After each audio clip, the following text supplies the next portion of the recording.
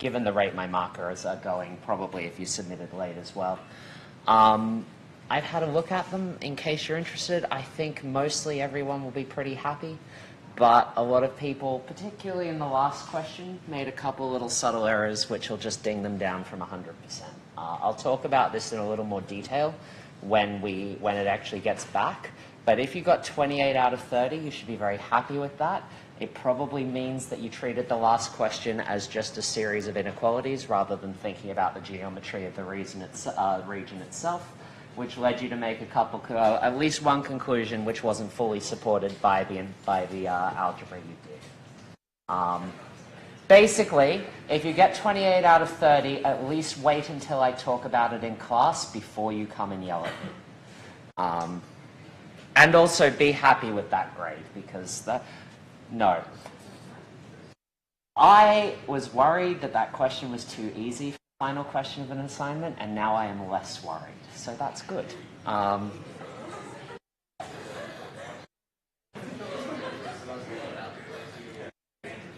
right, time to start. Hello, welcome. Wednesday, last week of vector calculus. You are almost there. But before we do that, I want to talk a little bit about what you can expect from the mid-semester test. Firstly, how many people know what room they're taking the test in? Give me hands right up. I want to see who does know. Okay, who didn't realize that was a problem until right this minute? Make sure you go to your Allocate Plus allocation and see what room you are in. I'm going to try and send out a custom email to everyone which states it for them, but you should know whether you are in 275 or 373, I think the other one is. So there'll be 2 invigilators in each room. Neither of them will be me, but I will be going to both rooms to answer any questions that come up. So know where you need to be. All right, the mid-semester test. As you know, because you have all gone and looked at what I posted, you have formula sheets provided. So there is a formula sheet on the fundamental theorems of vector calculus.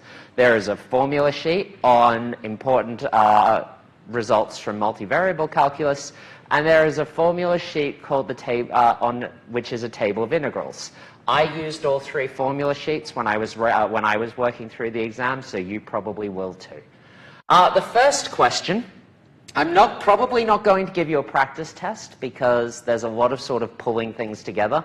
I might try and cobble one together, but I don't want to promise that because I also have to write the final exam. So I want to at least give you an idea of what you can expect. The first question will be multiple integration. Please remember that this is not a class on doing difficult single variable integrals. I will not ask you to do a difficult single variable integral as the main point of a problem, which is to say, if you get an integral you can't do, and this may be from question 1, or it may possibly come later in the test, go to the table of integrals and see if your integral is on it. Okay, so question 1 will be on multiple integration. Question 2 will be on vector fields and vector calculus theorems. These are, to my mind, the 2 easier questions. It is broadly arranged in the order of what I think the difficulty is. But I've learned that what I think is difficult and what you think are difficult may not be the same thing. So don't worry too much, but this should be increased. All questions are equally weighted. Question 3 is on optimization. It could be constrained or unconstrained, or some combination of both. And question 4 is on vector field stuff. And the only way I want to narrow this down is by telling you that it's weeks 5 or 6. I realize that doesn't help, but I can't give you everything here. There's not a lot I want to say other than read the question and don't do things that the question doesn't ask you to do. For example, if a question said formulate an integral but didn't say do the integral, then don't do the integral. Like, read the questions. A notable point that I want to talk about is question 3, and this is important enough that I want to write it down, which is that 3a is kind of algebra heavy. If you kind of get lost in the algebra, if you've gotten to the point where you're lost in the algebra, you've probably already gotten most of the marks, and you can do 3b without any information from 3a. 3b does not need 3a. I'm only telling you this because I don't want you losing time on algebra if you are down a dead end. Like, if you're like, this algebra sucks, I don't see an easy way forward, knock out 3b, finish the exam, come back and do the algebra, is my recommendation. Of course, it's your exam. Do what you want with it. But that's what I would recommend. Okay, so that's the mid-semester test. That's all I sort of wanted to say about that. Anyone have any quick questions? I'm giving you 3, 2, 1. Nobody has any questions. Everybody's going to do great. Oh, one other thing. You have 40 minutes. You will probably need 40 minutes.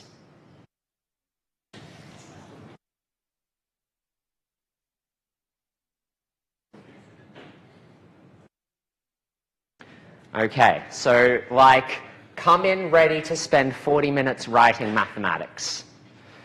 Hooray. Okay, so last week we learned about the first kind of main vector calculus identity, which was Green's theorem.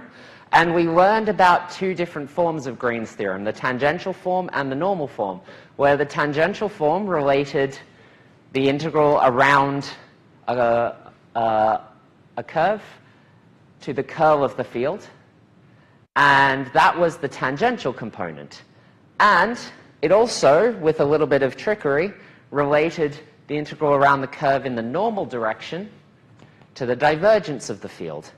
This sort of suggests, when you come to the idea that, well, any field can be broken up into a tangential component and a normal component to a curve, that covers everything, then in some sense the curl and the divergence should completely characterize a vector field. And we will come back to that at the end of tomorrow. So for now, just tuck away that observation, that this, in some sense, seems to talk about everything a vector field can do. But R2 is boring. Let's talk about surface integrals. Here's a note that I added.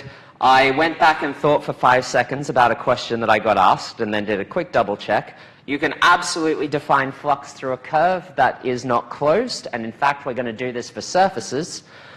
So if I have some vector field, then I can absolutely define the flux through this vector field. Not an unreasonable thing to do at all, but I need to provide a little piece of extra information, which is, do I mean the normal in this direction, or do I mean the normal in this direction? But as long as you specify your direction, then it is a totally reasonable thing to do that. Sorry, I've got to turn my phone on silent. Everybody who thinks it's funny that Italy is not going to the World Cup is messaging me right now. I had a rubbish morning. How are you? You can do this for curves, and we're going to be doing this for surfaces as well. Obviously, closed surfaces and closed curves are where the fundamental theorems of vector calculus matter, but the concept of a flux integral absolutely extends beyond that. You just need to provide a tiny bit of extra information about direction. Okay, I added that in the notes for last week as well, but I wanted to actually have it on screen at least once. Okay, so let's talk about surface integrals. Surface integrals, we can calculate, but we're going to start by calculating the area of some surface. So I've got some surface S. It is a graph of some region in D, say xy. Then we can say, all right, we have some z equals f of xy. The area of S is going to be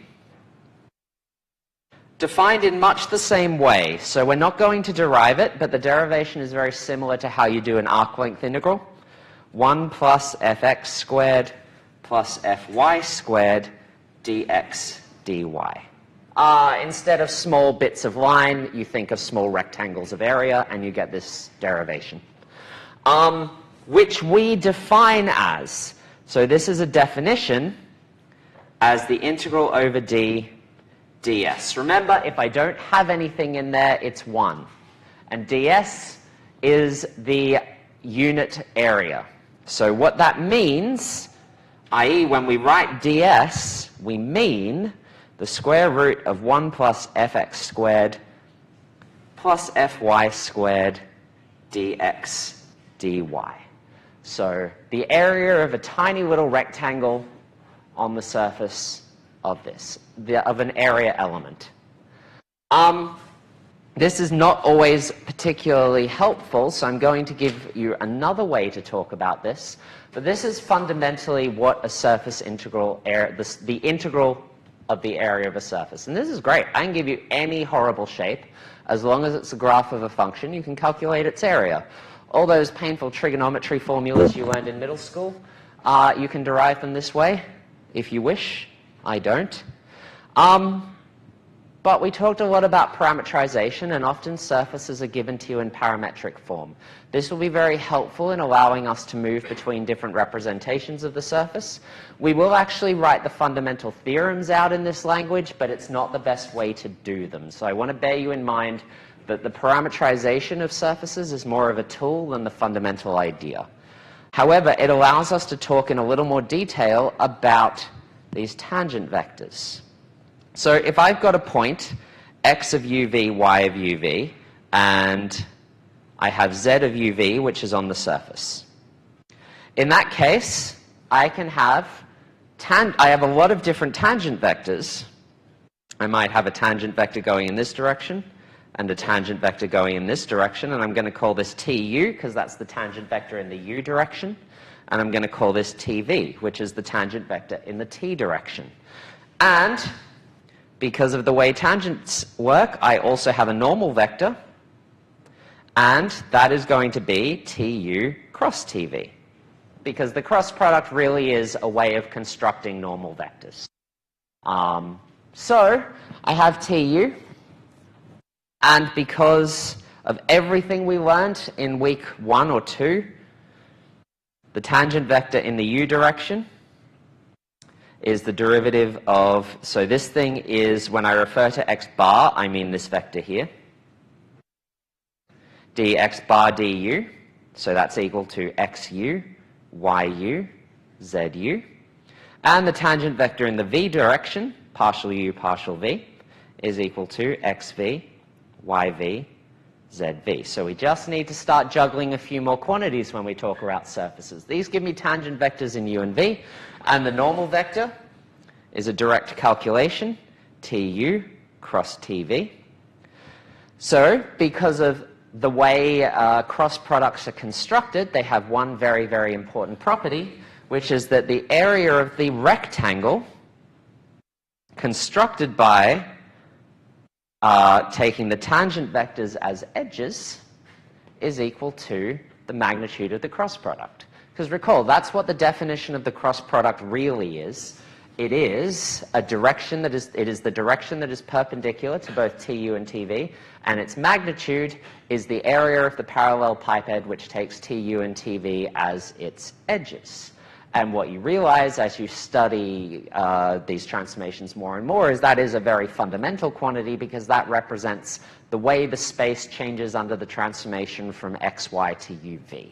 So this idea that the area of a cross, the magnitude of a cross product is the area of the quadrilateral, trapezoid, four-sided shape that has the vectors as its edges is actually a very fundamental one, and is more fundamental to the definition than anything else. So that tells us that we can write the surface integral as the integral over our domain of tu cross tv, because that's our new surface element, du dv. This is just writing this in terms of new coordinates u and v. That's all we've done here. This is a change of variables. If you sat down and thought very hard about the Jacobian, you could figure it out yourself. So we are going to say that this is equivalent to integral of d ds, and we call this the area form of ds. It just makes it a little easier to understand what all of the bits of this mean. Okay, so we know that the arc length integrals generalize to surface integrals this way. What else generalizes? Well, we've got to be a bit careful, because if we just think of the tangent space as being the space spanned by these two vectors, then these two vectors are not unique. There's not one unique TU and one unique TV that works. I could pick two different tangent vectors and span the same space. So in some sense, my choice of TU and TV is not canonical. It's not unique in any way, which means that trying to generalize the quantity of the integral of f dot t hat, it's not really a good fit, because I don't really mean f acting in a direction. I mean f acting in a space, and then things are starting to get a little bit complicated. You could bumble your way through it, but it's not probably the natural extension of the ideas from last week. The natural extension of the ideas from last week is to say, well, we had one normal vector before, and we have one normal vector direction now, so maybe we're in pretty good shape. Maybe it makes more sense, instead of thinking of the flux across the surface, instead of thinking of the flow tangent to the surface, to think about the flux across the surface. Maybe this is the thing that it makes more sense to study. And so here is what we had on a curve. We can measure flux across a surface, and we simply write the double integral across S of f projected in the normal direction. And we should expect this quantity to behave in a pretty similar way to this quantity. And this is actually going to be really nice for a couple of reasons, not the least of which is we're going to be able to yank Green's theorem and use it here. So it seems like this is a more natural way to do things. And it seems like that because it is that. So let's do a bit of algebra and come up with a form that you can actually do stuff with. So I want to know about the integral across the surface of the force projected in the direction of the normal. Fundamentally, that's what I'm calculating. And if you understand that that's what you're calculating, you could build everything that I'm going to do here just based on your understanding of that. So let's say I want to integrate across region D. So D is this bit here, remember? And I have some vector field P, Q, R. And I want to integrate the unit normal. Okay, so I cast my mind back to what I did in week 1, and I said, all right, we can always set up a unit normal, minus fx minus fy1 over square root fx squared plus fy squared plus 1. So that gives me my unit normal.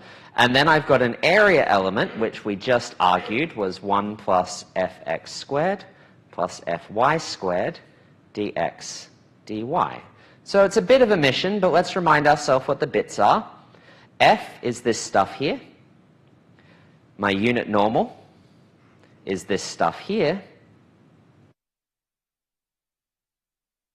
And my area element, my surface element, is going to be this stuff here. And straight away, you might see that something's about to simplify, because that is going to wipe out the denominator.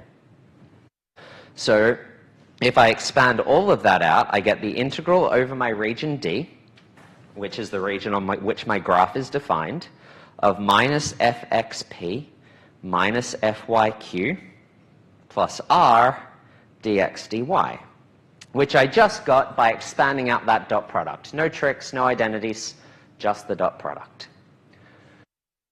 This is a formula you can use, and it's a good one. This is, in some sense, the kind of basic formula you will want to use to evaluate surface integrals.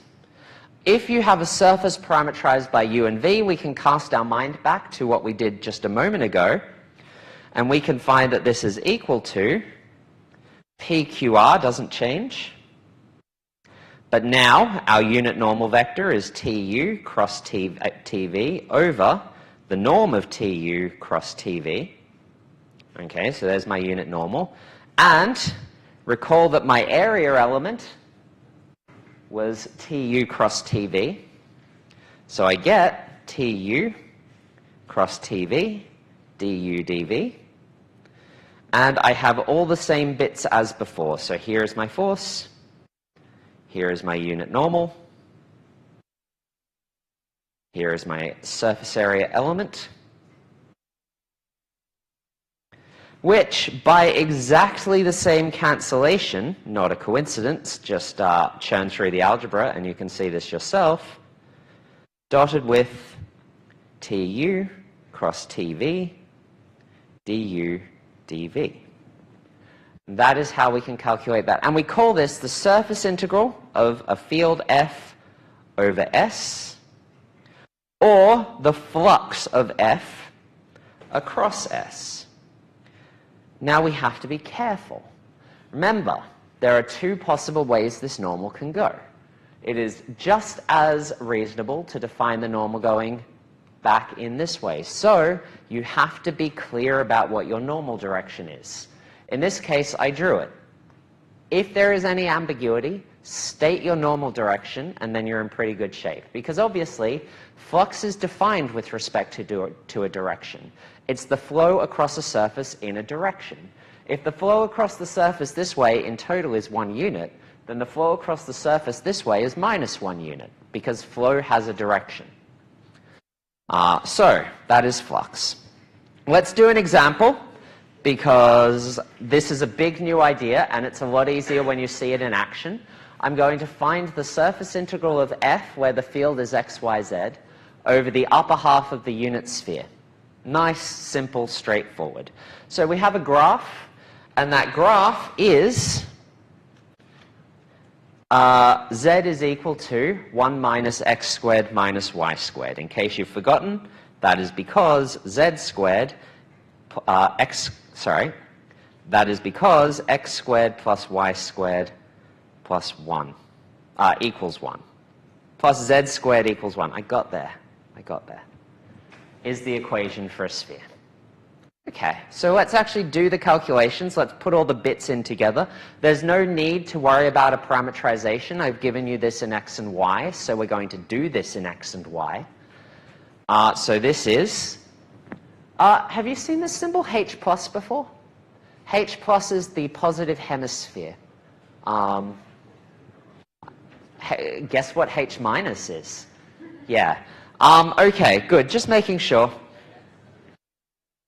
Integral of d of p, q, r, dotted with the normal. And remember, it's just the normal here because we dealt with all the unit stuff as part of the setup. Let's move all of this down a little bit. dx, dy. And we can expand all the bits out. Okay, so this is the integral of d of p is x. So this is x. Q is y. So this is y. And r is z. But we know what z is. Z is this. So square root 1 minus x squared minus y squared. X, y, z. Dotted with, all right, so minus fx. It's time to start doing some differentiation.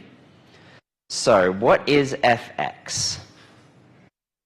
In this case, you should hopefully be able to show that, and I'm going to do a little bit on the side. Fx is equal to minus x over the square root of 1 minus x squared minus y squared, which is minus x over z.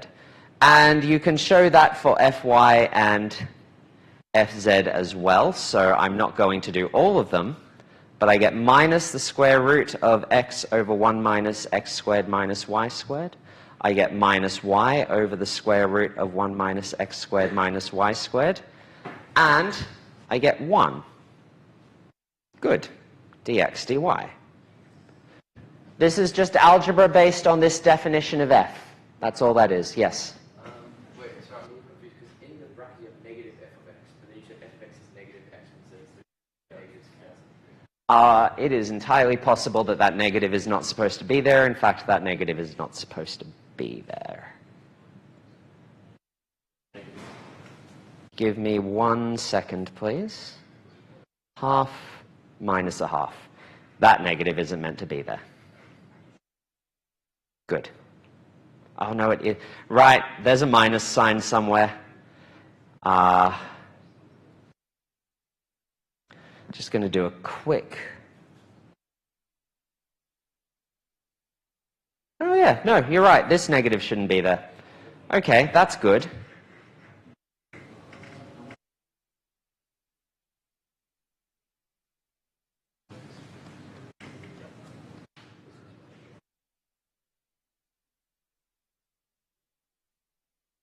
I'm going to comb through this for negatives later, but if you expand it out, you get minus x squared minus y squared over the square root of 1 minus x squared minus y squared plus the square root of 1 minus x squared minus y squared. And this is definitely right for reasons we'll see in a moment. So that is the integral of 1 over the square root of 1 minus x squared minus y squared dx dy, which if you put into polar form, which hopefully you're quite comfortable at, although after assignment 1 I'm not so sure, integral from 0 to 2 pi, integral from 0 to 1, 1 over the square root of 1 minus r squared, r dr d theta, and then what do? We turn to our table of integrals, and we evaluate that thing to being 2 pi. And we can do a quick sanity check here, because the field is definitely acting outwards, and the normal vector is also acting outwards, so we should expect a positive flux. So our field is passing in the direction that our normal is defined in every direction we go through, so we should expect the flux to be a positive value. All right, take 30 seconds as a break, and then we will come back.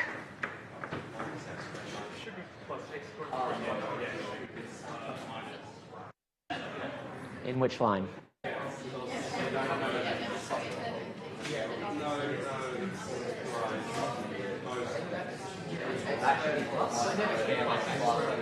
Yeah. Yes.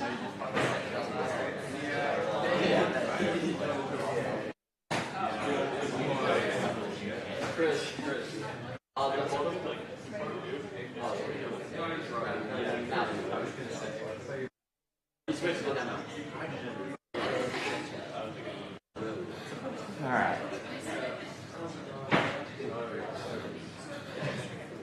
Okay, 10 more seconds.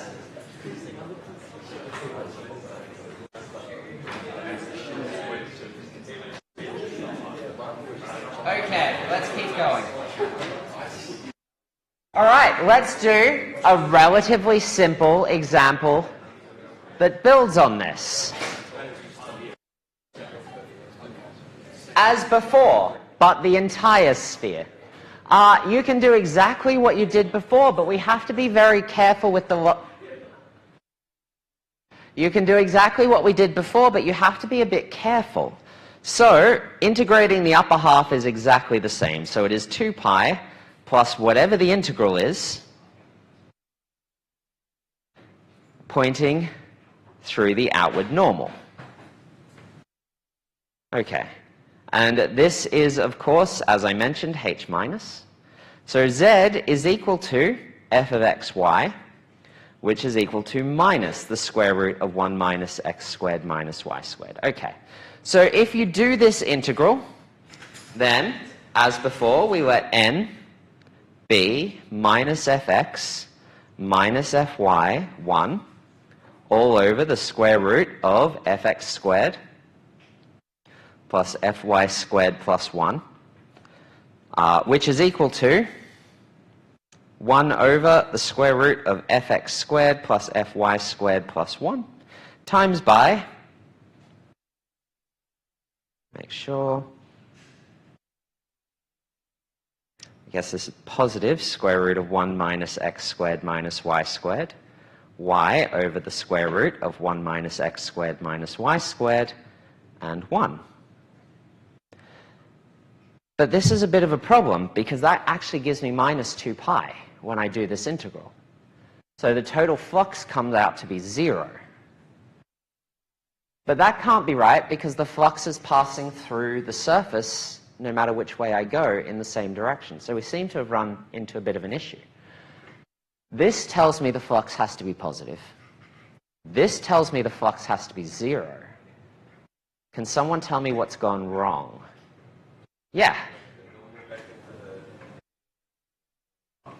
Perfect. This is not the normal vector we have. So this is the inward normal.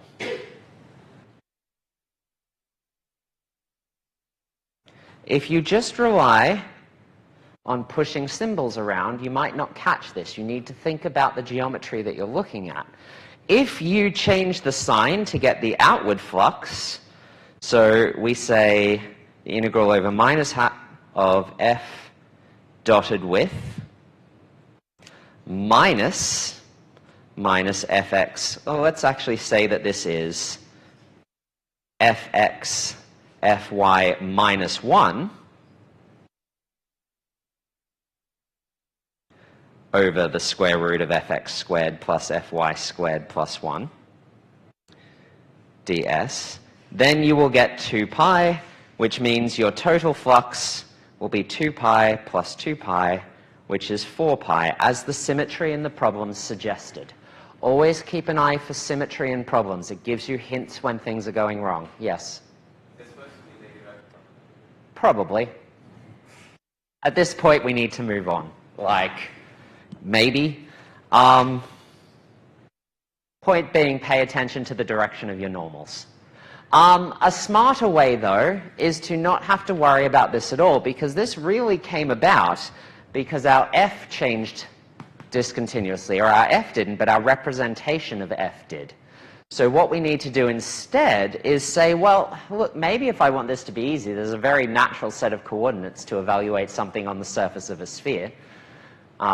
Seems like there might be something to say about that. A smarter way is to parameterize the surface using spherical coordinates. So our sphere has radius 1. Our angular region is 0 to 2 pi.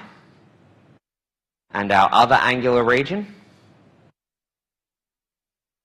is 0 to pi. And remembering when we eventually define spherical coordinates, this maps out the whole sphere. So we mapped out the entire sphere. And we recall that in these coordinates, x, y, z is equal to, well, it would normally be rho cos theta sine phi,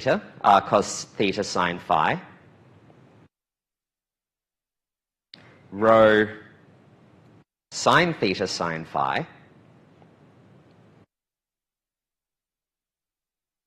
rho cos phi.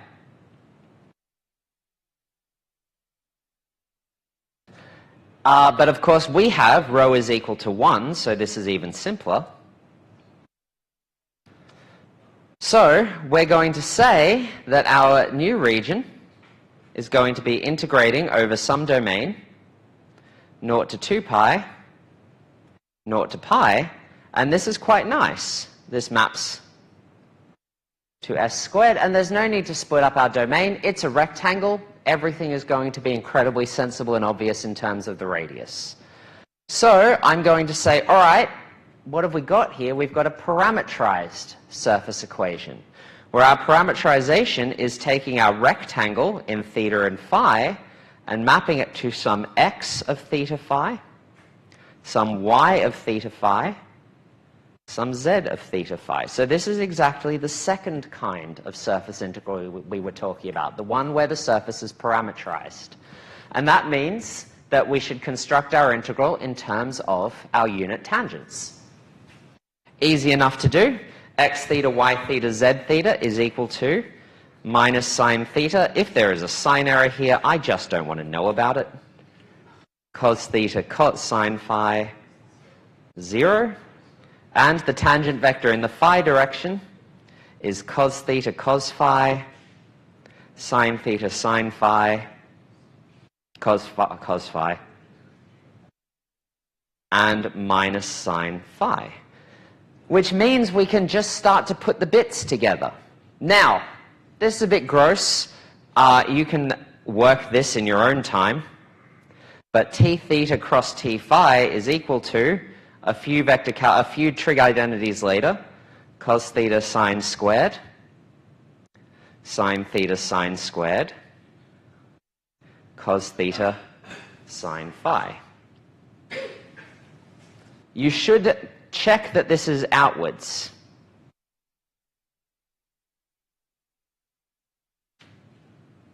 Because it's not totally obvious from looking at it that this is the case. It is the outward normal, but it is an exercise for you to check that. So you should check to make sure that that is indeed the outward-facing normal. So in that case, we can construct our integral, the integral over the two-sphere of the flux across the surface is equal to, well, this is nice. It's a nice rectangular double integral. Can't get that wrong. PQR dotted with t theta cross t phi, d theta, d phi. And then it's just a matter of evaluation, which I have unaccountably decided to do. How are we going for time? How much do I have to get through? Which we aren't going to do in class.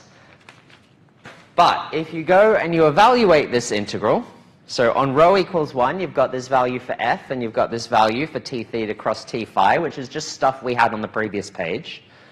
Then our integral is going to be the integral, well, we've got this as well. I don't need to rewrite it. It's this thing. And when you evaluate that multiple integral, which when I upload the notes, this evaluation will be there, it's going to be the integral from 0 to pi, integral from 0 to 2 pi, sine phi d theta d phi, which is 4 pi, as we would expect. Yes? No, because remember, we cancelled it out. So, good question. Let's just quickly recall, the scaling factor would be this, but it gets wiped out by this. So, good question. We wiped it out, and that is a sensible, smart thing to be always asking, is if we've made a map, where did the scale factor go? Okay. Let's name a theorem. Let's call it Stokes' theorem. Spoiler, by the way, Stokes' theorem is the most important one of the three. Stokes was the best mathematician. All the coolest stuff.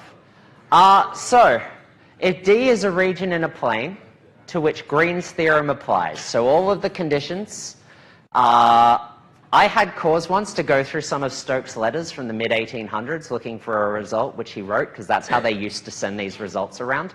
And it's super interesting because he was whinging about doing math until 3 in the morning, which, relatable. But he also, all the things that we do, he had to do these meticulous, like, 8-digit calculations, and because he was looking for something quite small in the solution to an ODE, and there's just pages and pages of things he'd had to hand calculate to a stupid number of decimal places. Math was harder then. But anyway, he came up with a theorem, and it's a good one. So we've got a surface S, and all of the sensible things apply. And it has a boundary. So we've got a surface, it's got a boundary. The boundary is positively oriented, and there is some vector field F. Well, in that case, it turns out that if you integrate along the boundary of my f of r dr, so I'm just doing the line integral along S, that's equal to the surface integral across whatever S is of curl of F in the normal direction. So it doesn't matter how gnarly S is, if it's got a boundary, you can tell what's happening across S just by integrating around the boundary. Which is to say the path integral along the boundary is the surface integral of the curl. This is really quite important. So here I have some function, but it's not f, it's the curl of f. And if I want to know the integral along this boundary, then I can just calculate the curl of f over my surface S. Tell your friend one interesting consequence of this.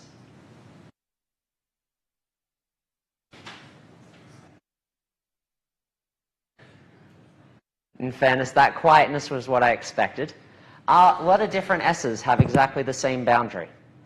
In some sense, I can deform between any S without changing the value of this integral. That's a really interesting point, because in some sense it has a bit of the echoes of how we understand a conservative field to behave, except it's a surface integral. Not an unrelated concept. Okay, so let's do this in practice. Say I have this horrible field, minus y, we are going to prove this, minus y x 1 plus x squared plus y squared, and S is my upper half sphere from before. Then if my sigma of t, so I'm integrating around this circle, that means, of course, its derivative is minus sine t cos t 0.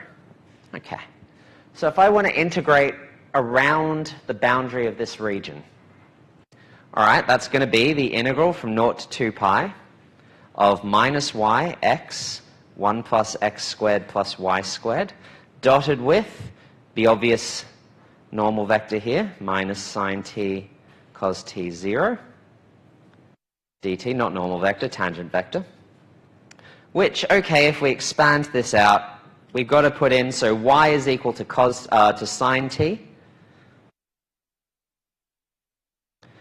t, x is equal to cos t, and 1 plus cos squared t plus sine squared t, which is a number known as 2, minus sine t cos t 0 dt. And if I expand all of that out, then I get sine squared t plus cos squared t dt. And that is the integral of 1 from 0 to 2 pi, which is 2 pi. Okay, so we did the line integral. We're pretty slick at this now. We'll do the volume integral. So the curl of f, and I'm going to spoil this one for you, but you should convince yourself that you believe me, 2y minus 2x, 2, dotted with the normal, which is x over 1 minus x squared minus y squared, y over the square root of 1 minus x squared minus y squared, 1 dx dy, which is equal to the integral along my region of 2 dx dy, which is twice the area, but if we put it in polar coordinates, 0 to 1 of 2r dr d theta is equal to 2 pi. Okay. Same thing. Stokes was right. Clever dude. I just integrated along an upper hemisphere by integrating along a flat domain. So this is very nice. Green's theorem is not just, Stokes' theorem is not just passing between surfaces, passing between line integrals and surface integrals, although it very much is that as well. It also lets us pass from complicated surface integrals to easy surface integrals. Also valuable. Do we have time for the proof? I think we do. Proof. Let's prove Stokes' theorem. We have some vector field f. We have its curl. Okay, so if I want to integrate along the surface, whatever this horrible surface is, I don't know. I've just got some graph f. In that case, it is the integral along D of ry minus qz minus fx plus pz minus rx minus fy plus qx minus py dx dy. And that's just algebra, just shuffling symbols at this point. Remember this formula, because we're going to show that the other thing is equal to this. So remember this formula. What about the integral along the boundary of my region, delta S? So we need to parameterize it, because anytime you actually evaluate something, you've got to come up with a parameterization, even though the parameterization is not intrinsic to the value. So partial S is x of t, y of t, but it has a height as well. So f of xt, y of x. F of, xt of t, y of t. So my delta takes me around there. My partial S has a z value as well.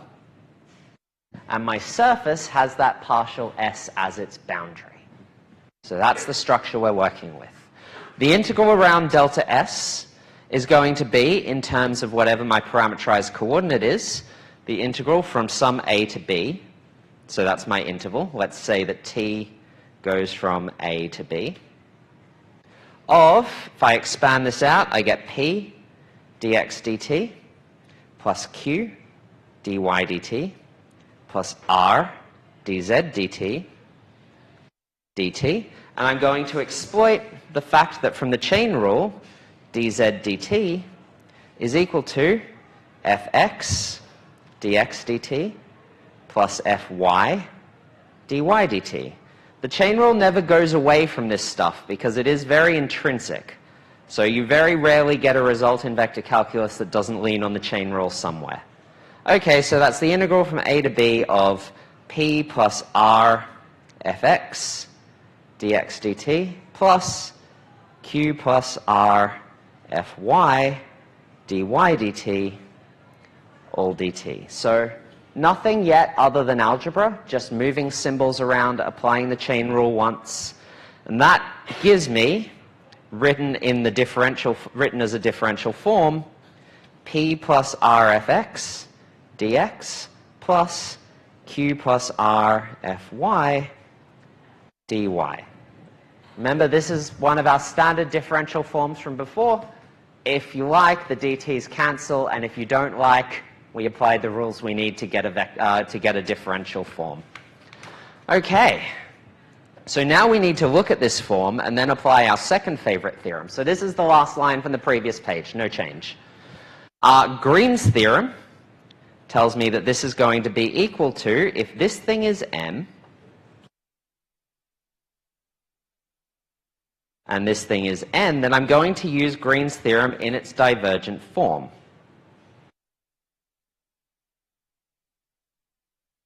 N.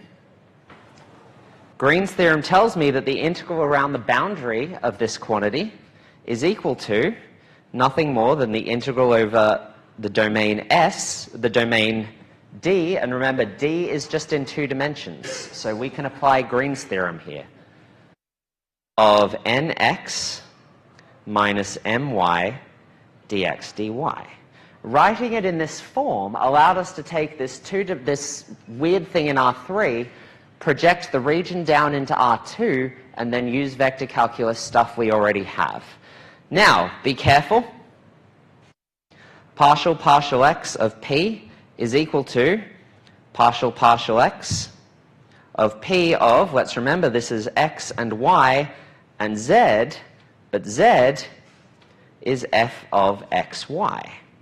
So this thing is actually equal to px plus pz fz by the chain rule. So you've got to not forget this thing. Okay, so nx is equal to qx plus qz fx plus rx plus rz fx, which is what we did before, fy plus r fxy. my is equal to py plus pz fy plus ry plus rz fy fx plus r fxy. So the quantity I'm going to be looking for, nx minus my, these things are going to cancel, these things are going to cancel, and you're going to be left with qx minus py minus qz minus ry fx plus rx minus pz fy, which is equal to, with a little bit of rearrangement, ry minus qx minus fx plus pz minus rx minus fy plus qx minus py. And this is exactly this integrand. So the integral of this line is exactly equal to the integral over this surface. This is the integrand from previously. Box, it is 5 minutes to the hour, and I got you out of here on time, but we are going to pick up exactly here tomorrow. Stokes' theorem is just Green's theorem applied in 3D. End of proof.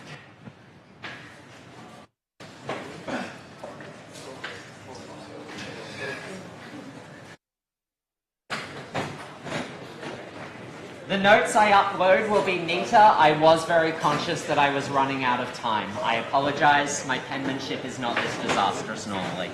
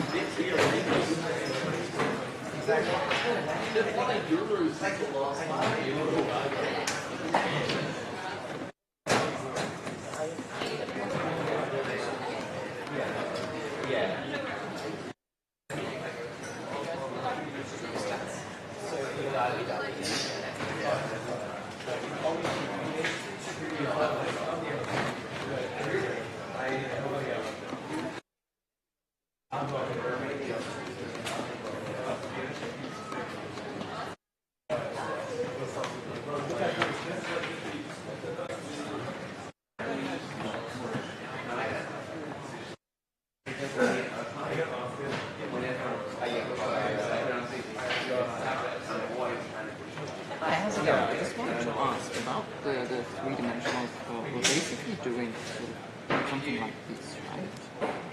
I don't know what you mean. Like three, you have a sphere, right? Mm-hmm. So that's your sphere. I'm just thinking of like three circles that are, in Sorry, what is this with reference to? It's a curve. Oh, okay, right. Curve.